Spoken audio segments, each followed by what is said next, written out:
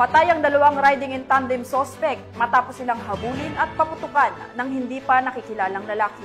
Ilang sandali matapos nilang pagbabarilin ang biktimang naglalakad sa barangay Tuktukan, Taguig City. Alamin ang iba pang impormasyon mula kay Patrolwoman Mary May Toniveva.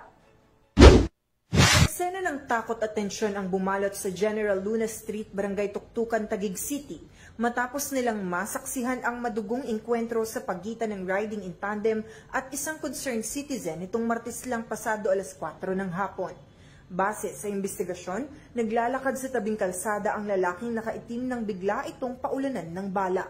Kita sa CCTV kung paano patumbahin ng dalawang suspect na riding in tandem ang biktimang kinilalang si alias Angelo, menor de edad at nakatira sa Barangay Tuktukan, Taguig City.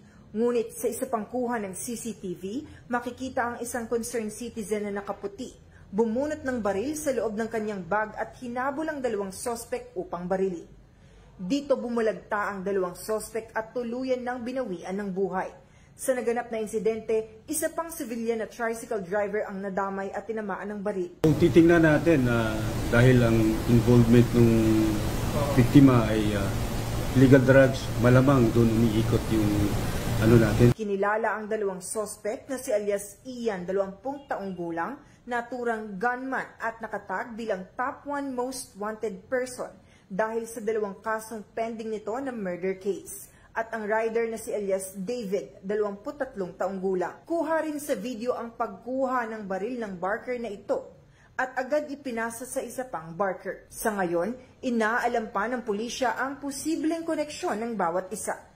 Ang ating mga investigador ay nag-prepare na ng kaso ng obstruction of justice kasi yung pagkuha pa lang ng baril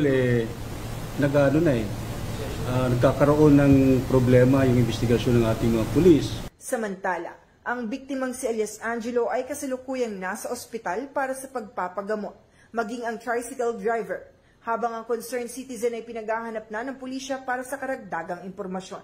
Sa ngayon, naaresto ang barker na kumuha ng baril sa crime scene na si alias Jimberly, habang pinaghahanap na rin ang pinag-abutan nito ng baril. Mula dito sa Southern Police District, ako ang inyong PNN correspondent, Patrolwoman Mary Toniveva, alagad ng batas, tagataguyod ng Balitang Pulis.